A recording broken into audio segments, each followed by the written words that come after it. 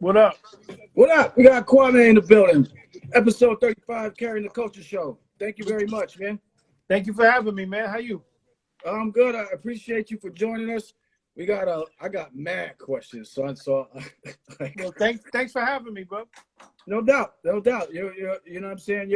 I feel like you're kind of like a puppet master behind the scenes with this shit for the past 20 years. So I really want to dig into some of that. Couple things real quick, couple ground rules. If you got questions for Kwamé, please use the questions feature below. It has a question mark there. We'll pull it up. If it makes sense, we'll ask it. If not, we won't. Again, please remember that the comments are it's kind of like you're just watching this shit, man. It's not like, you know what I'm saying? We're gonna get to every question. I got a bunch of stuff to ask. And the last thing is, we're not watching all of the comments like that. So again, please use the questions feature. All right, yo. Yeah, because it's hard, because I'm paying attention to you. So comments of people be saying stuff. I'm in respectful interview mode. You know what I'm saying? I'm Right. checking what you're saying to me, and sometimes I'll get sidetracked. Somebody say some craziness. I'm like, wait, what? Yeah. So And yeah, we're chopping it up, and this is some real loose shit. I mean, whatever. But the other thing is, you made a good point. Listen, I have people watching the show. I do pay attention to fuck shit in here, man. These comments aren't going to get out of control because that's a distraction. Like, this is hard enough as it is, so that's a distraction, and you will be blocked from the show. So enough of that. We're going to get it moving. So thank you again. Appreciate you, man, for this. yeah, so thank you for giving me the time. Yeah, no doubt. I wanted to get into the early shit, the early history first, and kind of see, okay, what brought about the 16-year-old boy genius? Like, what was the makeup of that? First. That's where I wanted to start off. Well, I'm from a time where, hip hop is everywhere now. You know what I'm saying? You can't look anywhere. It's in the fabric of all of our culture. But I'm from a time where it was not that at all. Starting at 7 years old, hearing 6 years old, hearing my first rap record in Rapper's Delight, Sugar Hill Gang, and just being a part of that culture as a child, growing up into a teenager, breakdancing, graffiti, DJing, beatboxing, anything that I could do that was fashion, anything that I could do that was hip hop oriented, I was trying to do. But what I did not know and what I did not understand was that this could be a career. I did not know and I did not understand that this could be a lifelong career. You understand? A lot of the adults around me were like, you into that hippity hop fad. You just into that. And, this pivots a little bit to parents, because my parents, though they did not understand it, they supported it. You understand? They never told me to not do this or not do that. And even like, we didn't come from a bunch of money or anything like that. But, my pop saw that I was interested in DJing. He bought my turntables and my mixer. My mom's, surrounded me around music things, and my father surrounded me around music things. So when it was time to make an album, it was a natural progression, because this is what I was doing anyway. I wasn't trying to be like nobody. I wasn't trying to sound like nobody. I was just being me. And without the support of family members, I don't think I would have ever been able to achieve any of that, And when I say family, also meaning the people in my community. And that's very important as well. I come from East Elmhurst, Corona, Queens, and the people in my community were very instrumental in uplifting me and making sure that I was able to get a shot. So, so it's a whole family thing that took place. Yeah, one of the things I wanted to say is that I appreciate you for being different. When you came out, the whole shit was different. The dye in the hair, and I appreciated the dancing that you had, because my entry into this culture was really through the dance. So It was always like, some dancers, and so I was vibing, and like, plus the connection with Salt and Pepper and stuff like that. They had dances in the video. So, but I appreciated you for being different. And it was a time when hip hop, it could be different, and it was okay. So you talked about that actually in one of the songs. one of the big boys just kind of being original. Like, can you build on that a little? Add on Yeah. that a little bit more. So my whole premise, even to this day, is about following your own lead. You know what I'm saying? And being who you naturally are. When I was a kid, I wasn't the street dude. You know, I wasn't going to ever try to perpetuate myself being something that I wasn't. I was into dressing in vintage clothes. I like dancing. I like, you know, storytelling. And I wanted to make sure I came from a perspective that was true to me, true to a 16-year-old kid in high school, chasing chicks, looking for fly clothes, trying to have fun, trying to party. I wasn't running from no cops. I wasn't pushing no weight. I wasn't doing none of that stuff. So I wanted to be able to represent that. And as I was doing this, I started to notice that kids were gravitating toward me that were in the same boat. They weren't the cool kids in school. You know, they may have looked different or acted different or dressed different. And I knew from there that was my thing, to let kids know that, yo, it's all right. You know, it's all right to not do everything that everybody else is doing. You know, and then I started to literally laser focus on that. So telling a story like one of the big boys, especially from the video aspect was, I wanted to be able, there was a kid, the kid was getting bullied. The kid wasn't, you know, he wasn't the toughest kid in the neighborhood. And though I was still pretty much a kid, I wanted to show this kid that it's all right.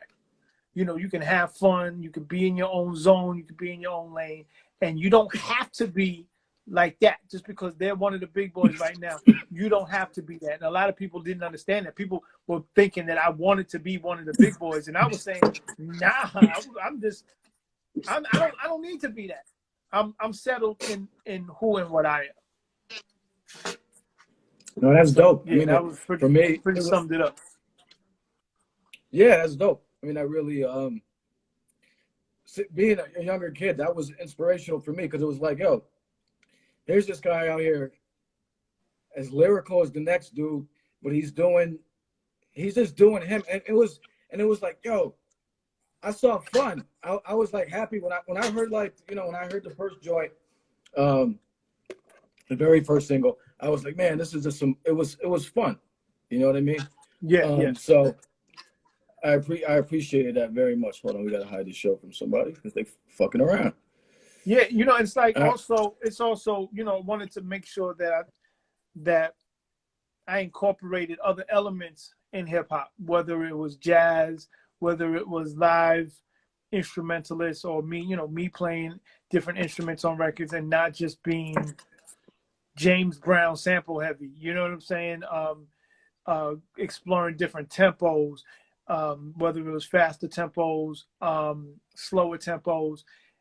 And it's always like that. You know, I can't, you know, I understand that we talk about things that those original records, but mentally where I'm at, it's just like, I'm still there. I'm still trying to explore, and I'm still trying to just pick up on different vibes and through entertainment or whatever. So it's just what I'm doing is just a continuation of what I've always been doing. And I appreciate people even just throwing it back and giving props to those original records. Of course, yeah, absolutely. Yo, so talk a little bit about the whole Queens hood. You know what I'm saying? The connection with Herbie. I think I saw somewhere where you were talking about how it was kind of just like a magical neighborhood where like these heavy hitters were basically surrounding you. As far as so let me give you a brief history lesson on my neighborhood. I will always wear my neighborhood on my back until I don't even have a back anymore. I'm from an area in Queens called East Elmhurst, Corona. It's literally two neighborhoods meshed into one. So East Elmhurst in the late 40s, early 50s was predominantly Jewish and Italian, right? And a lot of the black people that were starting to become upwardly mobile or middle class, what they call it, were living in areas like Harlem. And when it was time to start buying their first homes, they ended up coming out to that part of Queens. If you know the New York City area, East Elmhurst is directly next to LaGuardia Airport. Like, it's there, it's direct. And or if you know where the Mets play, City Field, that's Corona, and those are the two neighborhoods. And so you had people in the beginning like Willie Mays, the great baseball player, moved to East Elmhurst. Ella Fitzgerald lived in East Elmhurst. Nancy Wilson, Louis Armstrong, Harry Belafonte. So these were the type of artists that were showing up in this neighborhood. So you flash forward to the 70s, and now there's a new crop of kids in the neighborhood. And from this neighborhood, you have Eric B. and Rakim, Herbie Lovebug, and via Herbie Lovebug, you have Salt and Pepper, you have Kid and Play, the producer Ron Amin-Ra Lawrence. If you're not familiar with Ron Lawrence, he produced a lot of Bad Boy hit records. He produced Hypnotized for Biggie. He produced Money, Power, Respect, down with the production team that did the Benjamins, amongst so many other tracks. So Ron's from the neighborhood. The Beat Nuts are from the neighborhood. Cool G Rap, one of the greatest lyricists of all time ever, is from our neighborhood. You know, the actor Keith David is from the neighborhood. You know, just so many people come from this neighborhood, and it was a melting pot of talent. Madonna lived in the neighborhood. Martin Scorsese is from the neighborhood. He's from Corona. So I'm, you know, it's like the craziest melting pot.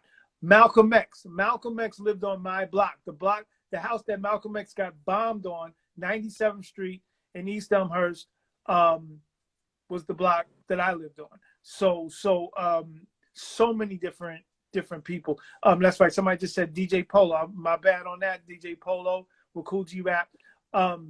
So many of us from this neighborhood, and I know I'm forgetting some other people, but and I think that made up who I am. It definitely made up who all the rest of us were, and yeah, I you know, I'm proud to say that I'm from that area. Yeah, I everyone's like, yeah, history lesson. Hell yeah. I mean, so when you were the first up, place that Martin Luther King preached in New York City was in Corona, East Elmhurst, Corona, Queens, First Baptist Church. Martin Luther King was there. So many people came through that. So many people came through that neighborhood. Yeah, Black Sheep as well. Yeah. Yeah. Drez lives in the neighborhood now. I still believe he still lives in there. Drez from Black Sheep was from he wasn't from my neighborhood. He was from the next neighborhood over, which is Flushing, which has its own rich history. Large Professor, Drez, of course. Royal Flush, Mike Geronimo, so many people. Just that area, just that whole area is ridiculous. Of course. So I mean, so you're there, and so what's the come up like for you? I mean, in terms of like rocking with, like, how'd you link up with Herbie? Well, Herbie and them, Herbie, Kid and Play, Ron, all of them are way much older than me. They're like, I think like 6-7 years older than me. So I'm like the one Muslim kid going to this Catholic school called St. Gabriel's. And in St. Gabriel's, 2 years ahead of me was Herbie's little brother, Steve. And Steve and I became good friends. And so how I met Herbie, how I met Salt, we would have like these little proms, like 7th grade prom, 8th grade prom. And Herbie was the DJ. And Herbie had the local group, hip hop group, the Super Lovers. And then there was another group with Kid called so the Super Lovers was Herbie and Play. And then the Turnout Brothers, I believe, was Kid. And, there were, other cats within these groups.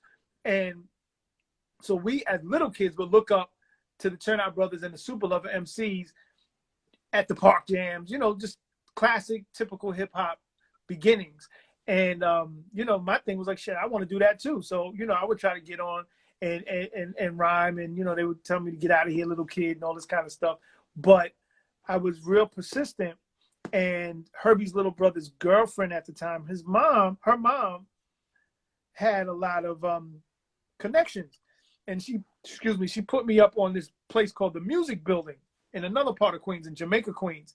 And the Music Building had a lot of different studios in it. And so I went and started trying to record demos and stuff like that. They was all coming out kind of, well, I don't think they was whack, but I would give them to Herbie and he thought they was whack. And quickly at that same time, my parents were getting a divorce. They got a divorce. And my father was going to get remarried, and he decided to leave the neighborhood, and we moved to Inglewood, New Jersey. And in Inglewood, New Jersey, ended up being another magical neighborhood, because once I get to Inglewood, New Jersey, my best friend becomes legendary rapper Redhead Kingpin. So now me and Redhead Kingpin are running around the Inglewood up to absolutely no good. And so running around with Redhead and that whole crew, and then we meet. There was a group that Teddy Riley was producing called Today. So the head of Today, the main singer of Today is Big Bub. So he's in the high school with us.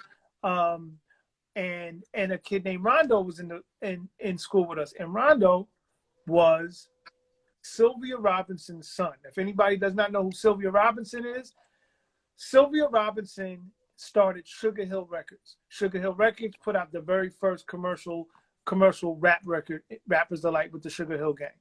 Sugar Hill Records was located in Inglewood, New Jersey. So they would hear my demo, and the main song on the demo was The Rhythm. And took the rhythm over to Sylvia. Sylvia loved it, and she was trying to rebuild the label. And the rebuilding of the label was myself, Redhead Kingpin, and a group called New Style. New Style we now know as Naughty by Nature. So we were going to be the premier artists on the new version of Sugar Hill Records.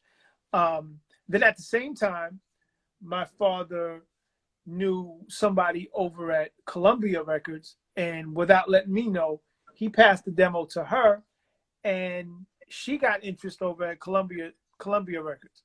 So now there's 2 record deals. Yeah, you got Columbia. Yeah, word.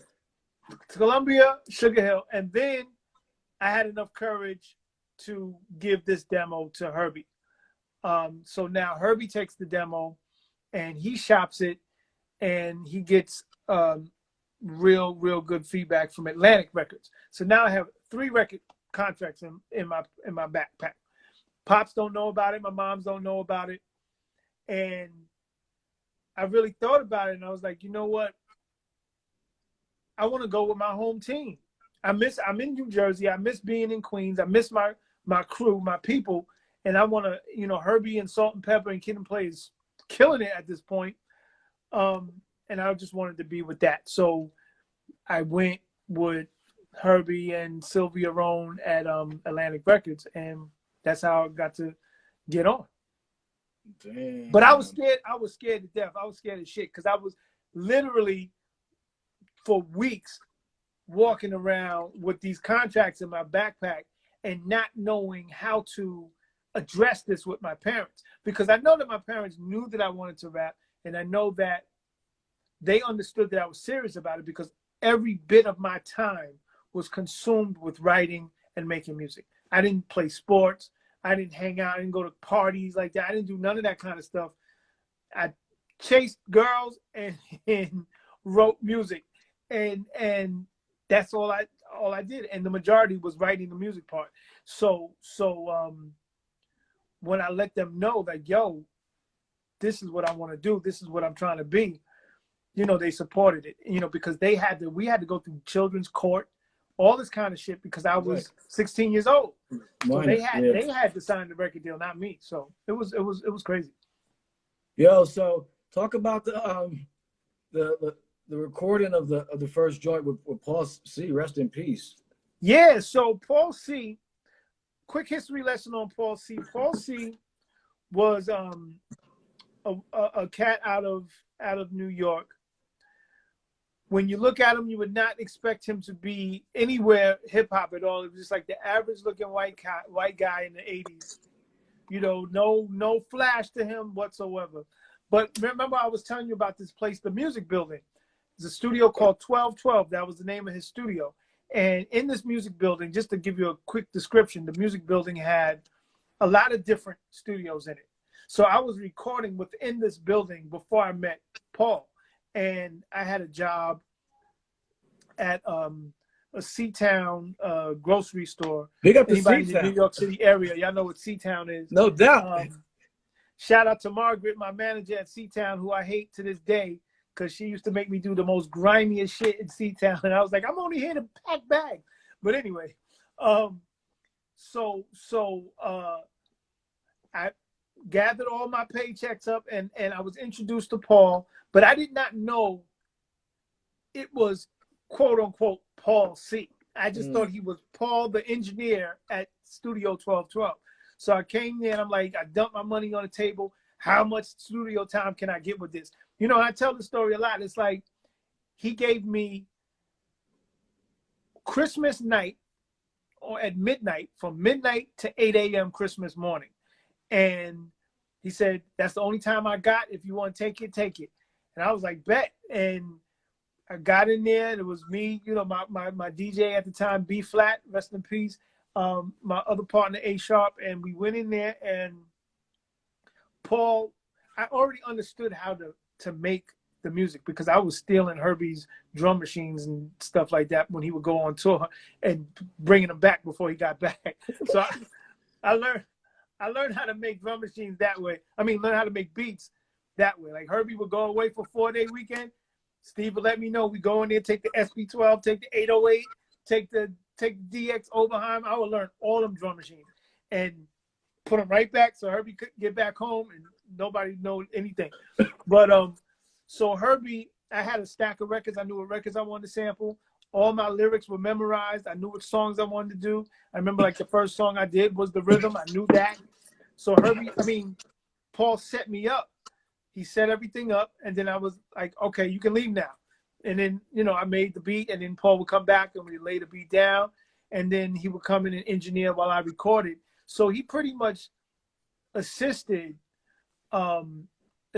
my productivity. And I was like the Terminator, man. I was like, yo, I got 8 hours. I'm coming out this shit with an album. I don't care what nobody said, because I don't know when I'm gonna get another 8 hours. And right. And I don't even know what excuse I gave to my father, saying that I'm gonna be gone from midnight to 8 o'clock in the morning when I lived in New Jersey, and here I am, you know, 50 miles away in Jamaica, Queens, making this record. So I ended up doing 6 cuts. And out of the 6 cuts, I think 4 of the 6 ended up being the Boy Genius album, The Rhythm included. And, you know, and then I made the rest after I got the deal. But you know, I was serious, man. I still am. But, you know, it was serious business for me. It was like do or die. Like, you know, this is going to be my shot. And, you know, I'm going to make something of it. Word. Yo, let's fast forward. I want to talk about something because it was something you said in an interview and it resonated with me. So let's fast forward to 1994. You've talked about the Biggie line in several interviews before. And one thing that came out that you said was that you really don't have any issues with it unless you're on the East Coast for the most part in New York or whatever. Like, there's people saying stuff, you know, whatever. And I was going to say, here's the question, though. Here's the thing you said, though. You said New York has a false sense of superiority. And I just wanted you to elaborate on that, because to me, it really hit home when you said that. I'm not even, you know, I think at the time, there was a lot of things going on. At the time, for me, music had changed. Nobody wanted to dance or be happy or tell funny stories or dress up like that anymore. Everything was keeping it real, keeping it grimy. You know, I call it the grimy 90s, and everything was real laser focused on that type of hip hop. So I think for me, and I never point the finger at anybody else but myself. So for me, I think that I was very reluctant to try to navigate who I was as an artist through that, because I was the opposite of that. You know what I'm saying? So I was like, man, so I don't have a deal anymore. I don't, I'm trying to get a deal, and I ended up getting a deal. My naivety, my superiority, New York complex, thought that I could just get another deal because my other stuff was so successful. Nobody was rocking with me. So I ended up having to go to Atlanta. And I went to Atlanta and I got this deal, this independent deal from this label called Ichiban. And yeah, was it was the worst label on the planet. I've heard horror stories about Ichiban. Yo, Ichiban was the worst, but it was a deal. And it taught me something. First, it taught me how to be a better producer, because they refused to pay for samples. So I'm in there with full-on jazz bands, and I was like, seriously, I would go around Atlanta, go to jazz clubs, like, you guys come to the studio. I would go to R&B clubs, pull out bands, made the engineer, back in the days, every engineer played an instrument. So my engineer played the organ. So I had him playing organ stuff. It was dope, man. It was a whole new vibe. And I was understanding that, there was a whole energy coming out of Atlanta, and it was never sample based. It was like those like the Dungeon Family and cats like that. They were really doing it at the time. And somebody just mentioned MC Breed. MC Breed was on Rest of Soul. He was on Ichiban, and when he found out that I was on the label, he kind of like took me under his arm and he was like, yo, man, let me show you the ropes. And the dope thing about Breed was it was the first time I saw rappers be prosperous. Breed had a dope crib. He had some dope cars. New York rappers wasn't really popping like that. They were very successful, but if you weren't at the top tier, you didn't really see a prosperous rapper at the time. And I'm only 92, 93. I'm 20 years old. So I'm seeing something that I didn't really see before. And what you call it? So Breed really took me in with that, and was able to make a dope album. So in that time, I'm trying to get on my feet, right? Ichiban is so grimy that I didn't even know the album was out. And in the between time of the album being out, I think the album came out in July, and Ready to Die came out in August or September, if I'm not mistaken. And so between my album trying to figure that, I'm trying to figure everything out. Somebody sends me the tape of Unbelievable. So I hear it months before. I might have heard it 6 months before the album. And I thought it was dope. You know what I'm saying? You ain't the first rapper to say my name in a record. So I wasn't, it didn't bother me in any kind of way. I thought the record was dope. I thought what I heard, because on the tape, it was a promotion they were doing called the Big Mac. And Puff made these things that look like a Big Mac hamburger, Burger King box. And in the box were 2 burger buns, fake lettuce, and in between the buns was the tape. So one side was Craig Mack, the other side was Biggie. And that was a promo, and it was in a bag like Burger King. So they were giving these bags out. And to this day, it was probably the best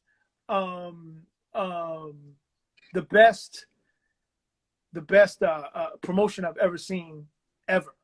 So here I am, album number 4, 1993. I see a smart ass in the comments talking about I didn't come out in 93. Shut the hell up. So album number 4. Exactly. I'm trying to get my footing, and Ready to Die comes out, and music just changes forever at this point.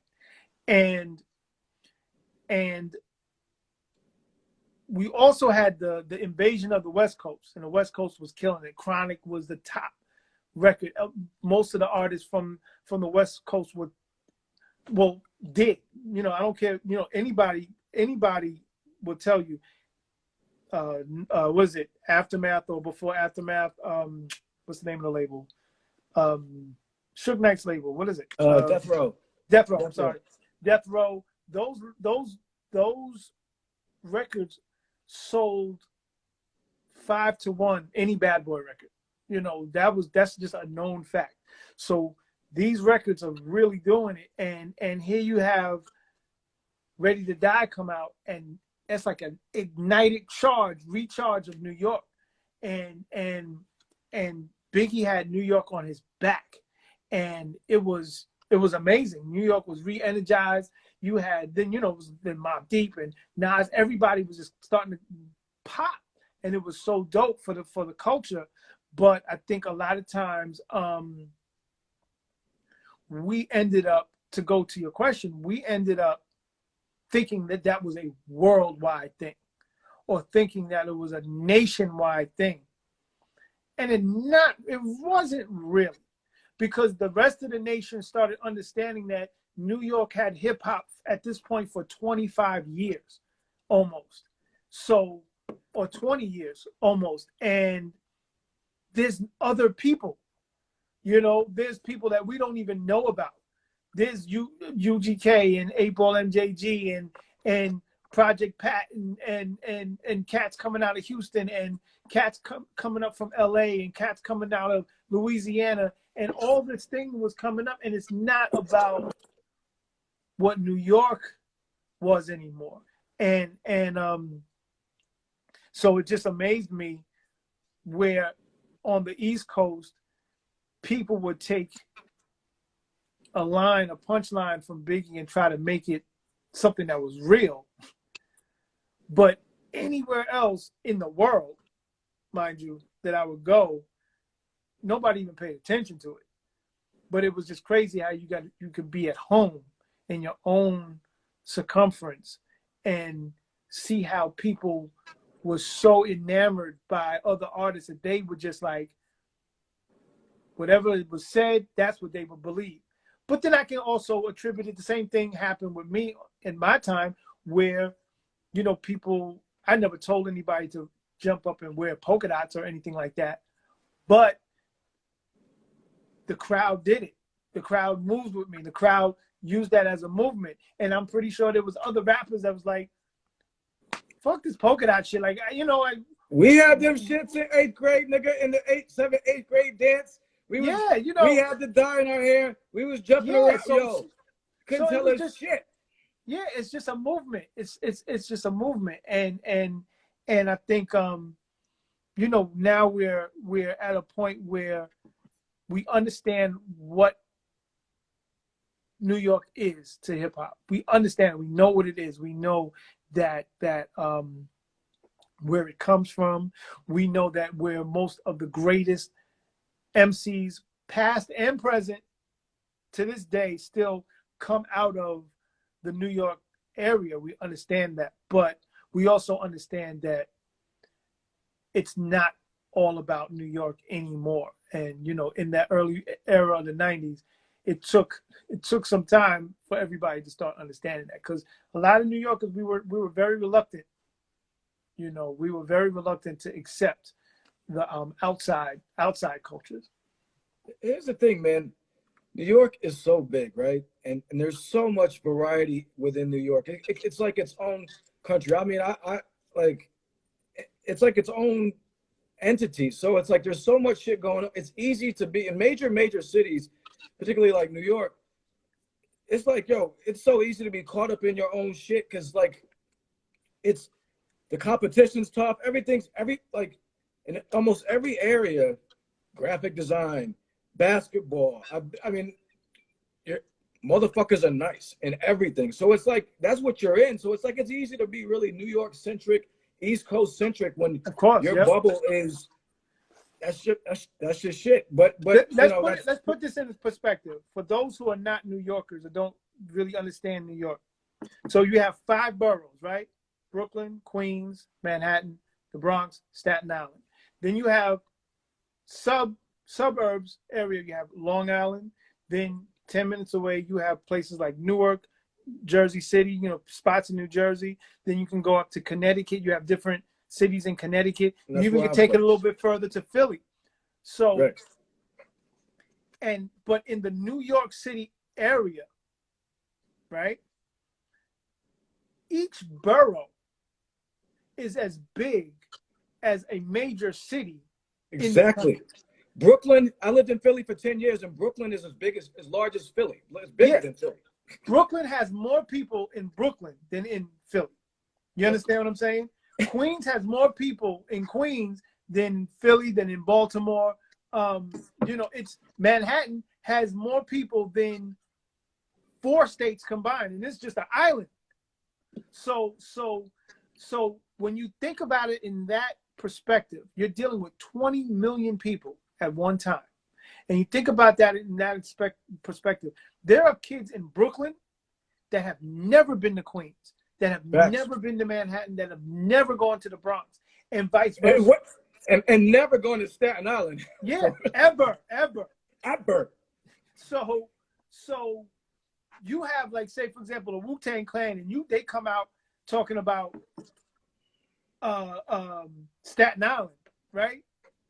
We're like, you know, we know the Force MDs, and the Wu-Tang Clan. That's Staten Island. But anybody who knows New York, for the most part, all the black people in Staten Island are in this one little pocket, and the rest of Staten Island is either the forest or white people.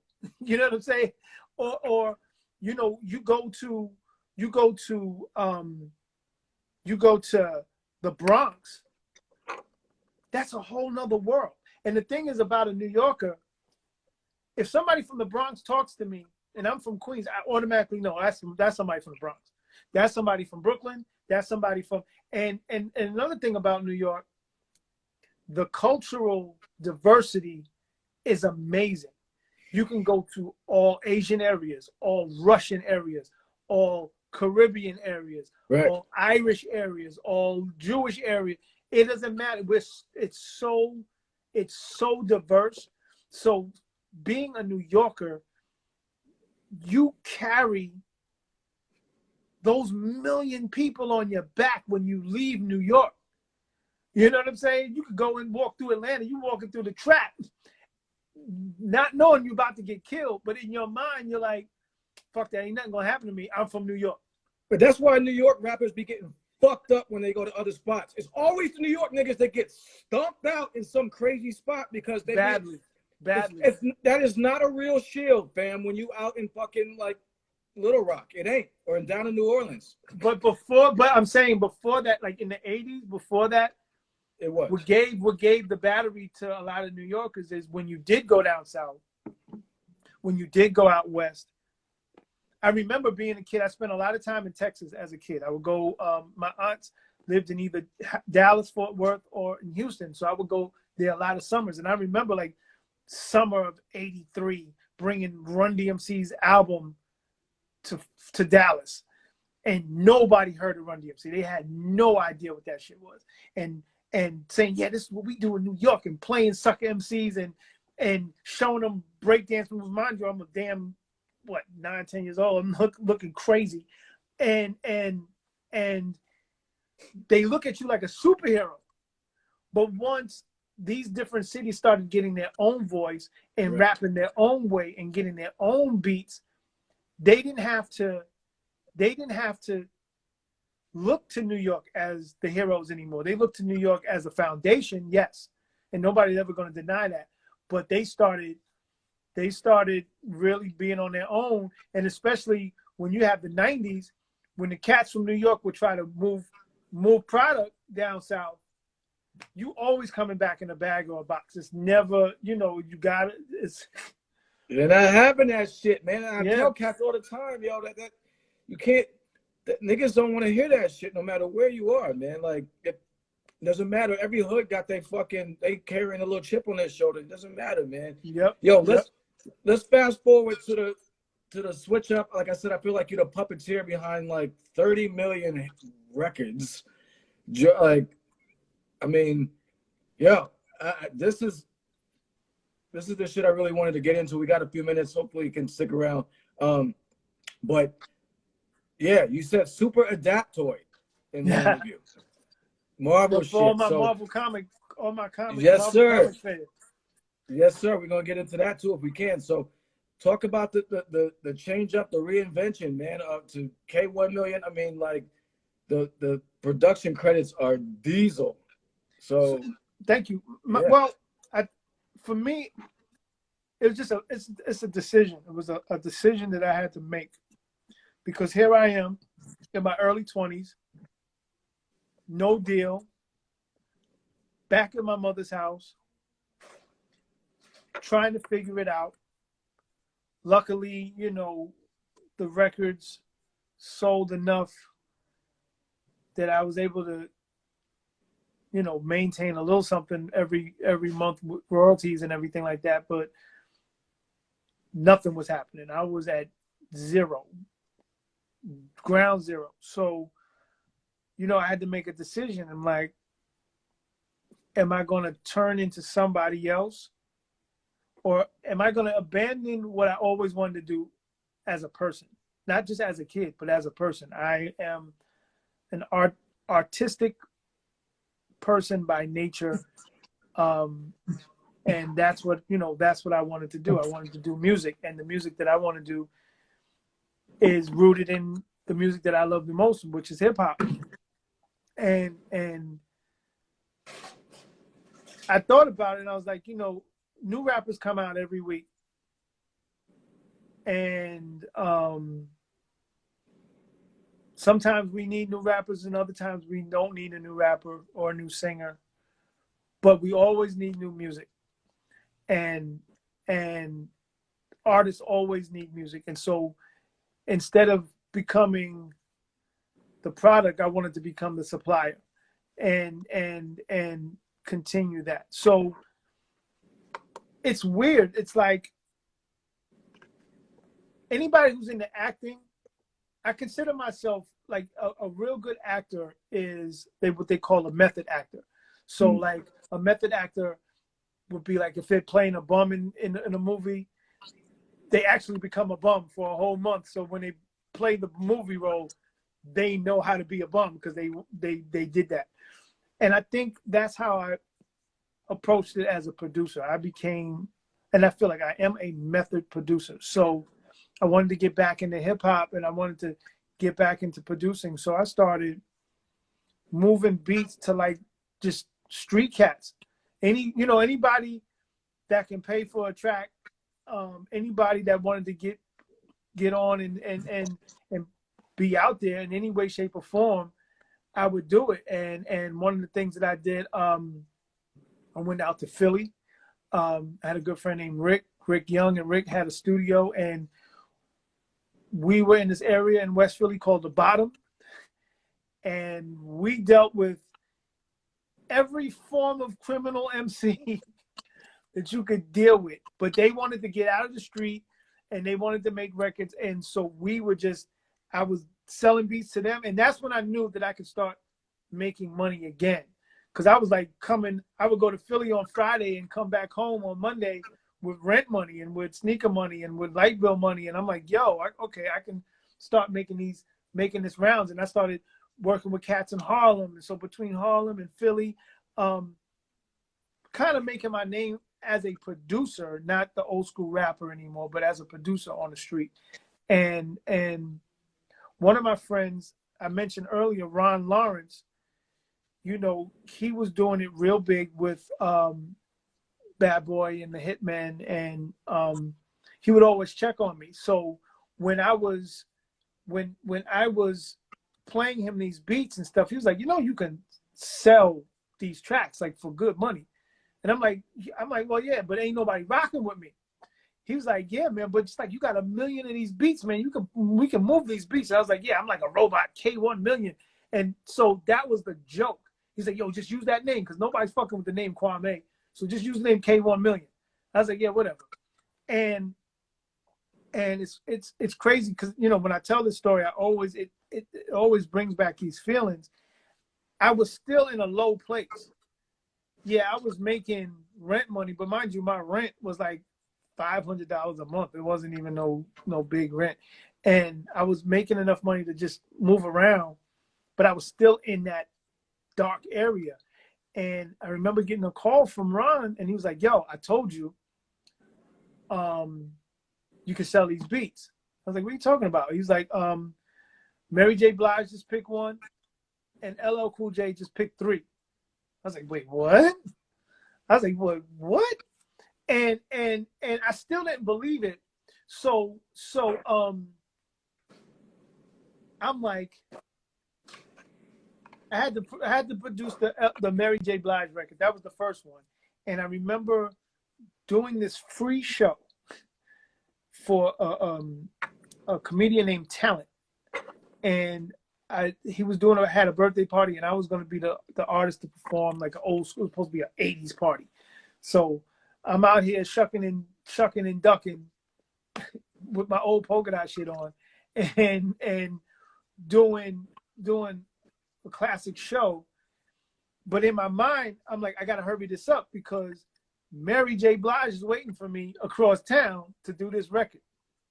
So after my show, I run over, I do the Mary record, but it still didn't sink in because the LL record didn't like come through yet. I just knew that he was interested.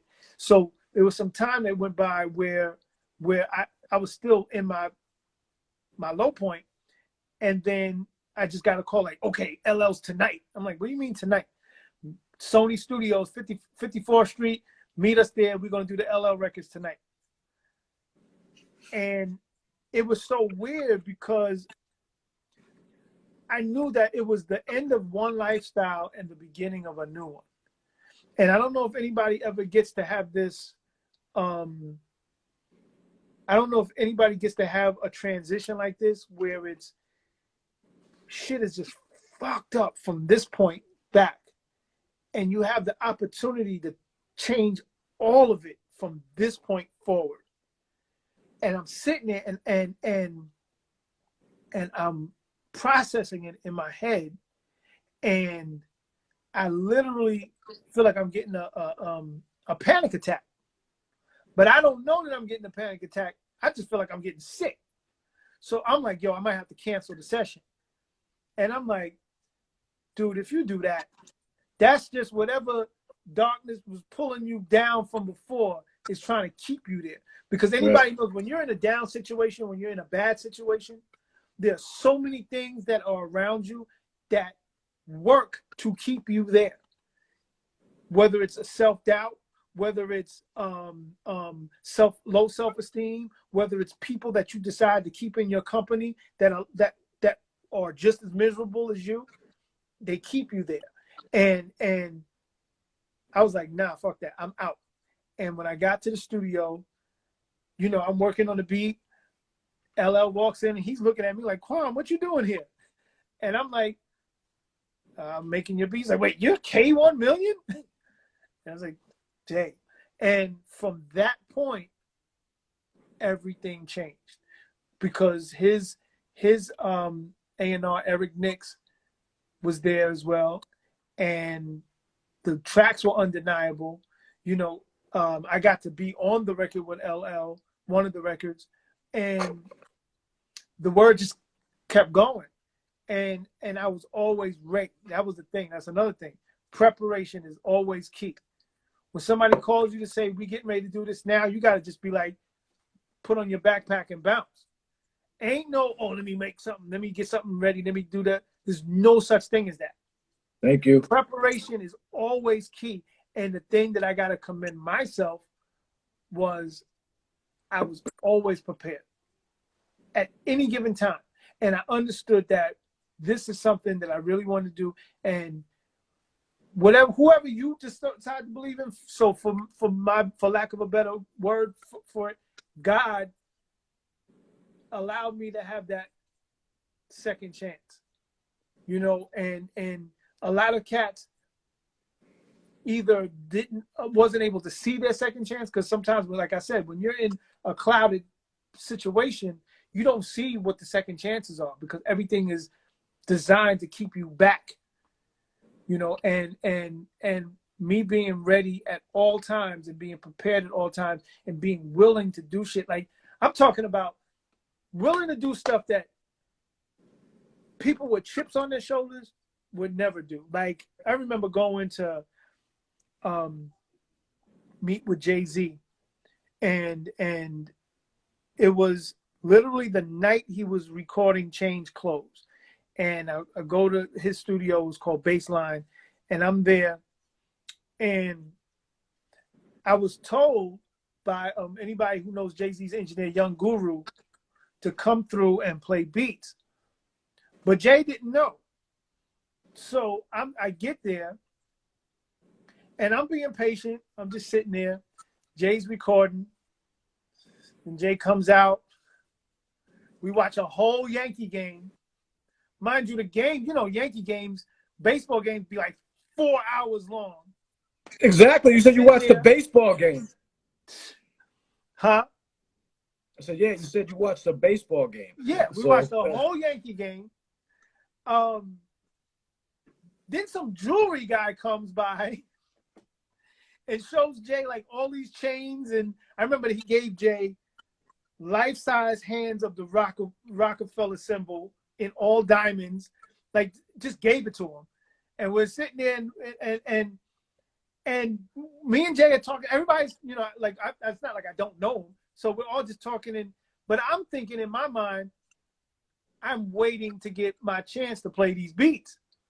And I am that patient. I will sit through a Yankee game. I will sit through your jewelry session, and he's already in a session. He got to finish his record with Pharrell and Chad. So I'm there half the night. And then 6-7 hours into it, Jay goes, so why are you here? You here just to hang it out? You just hanging out? And I'm like, no, I'm here to play you beats.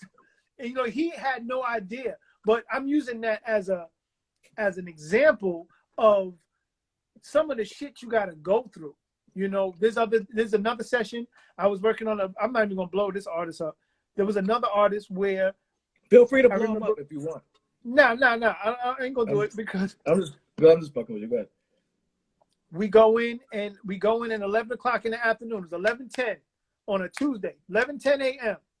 And I do the track, wait for the artist. The artist don't show up until 6 o'clock that night. She sings her hook. Then it was like, I'll be right back. She knocks the hook out. Boom. Comes back 9 o'clock at night. Mind you, I've been there since 11 o'clock in the afternoon. Comes back 9 o'clock. She does the first verse. Then she's like, I'm sleepy. I'll be right back. What?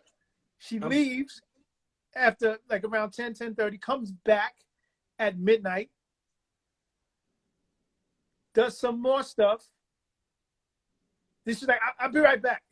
She leaves, goes to a club, comes back with some dude at like 3:30 in the morning, finishes the record. Then we have to mix the record and totally finish the record.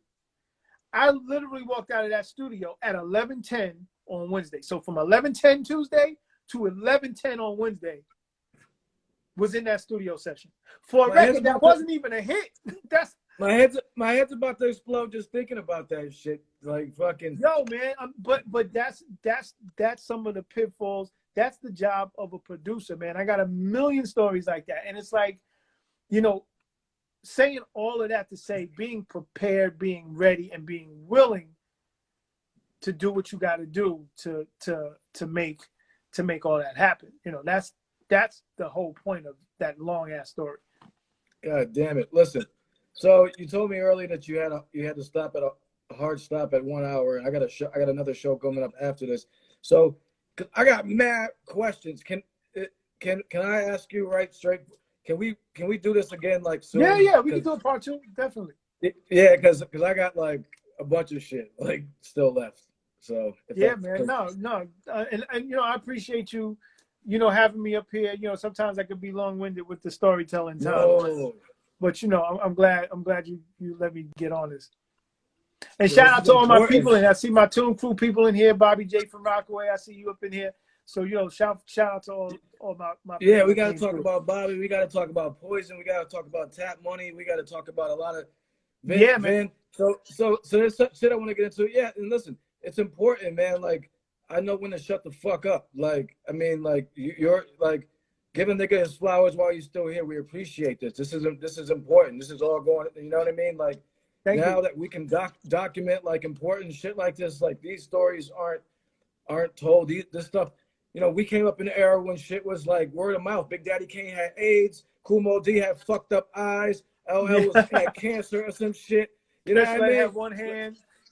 Yeah, everybody all fucked. Like we came up in the fucking, and we came up in the era when one line could like fucking fuck a nigga up. So, yeah. And speaking of hip hop, I just want to acknowledge Prince Marky D today. He was sent home today.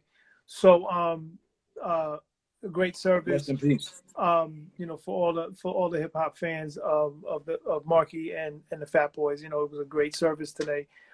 Shout out to him, his family, and anybody connected to Mark. He's a great guy. Very instrumental in 80s flavor. You know what I'm saying? And yeah, held it down. You know what I'm saying? So yeah, another lieutenant gone. 80s and 90s. Remember, he's responsible for Mary J. Blige. So that's very important. There outside of his stuff, what he did. Right. So yo, I'm gonna hit you up in the email. We're gonna set up a time to run it back with part 2. I got mad questions. Thank you, Kwame. Episode 35. Thank you, Carrying man. the Culture Show. Sorry we didn't get to your questions, but again, this is you. Come for part 2. Part 2. Yeah, come for part 2. We'll run it back again soon. So thank you. Be safe. Thanks for everybody for joining in, and we're gonna do it again. Appreciate you, man. Great. All right, be good.